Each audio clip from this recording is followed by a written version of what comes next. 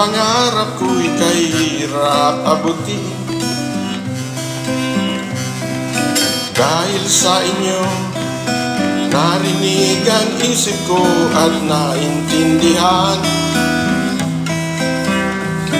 Kaya't itong awitin ay naawit, nais kong kayo ang handugan. Parang kailan lang, halos ako ay magpaliw sa lansangan. Dahil sa inyo, ang aking tiyan at ang bulsa'y nakalaman.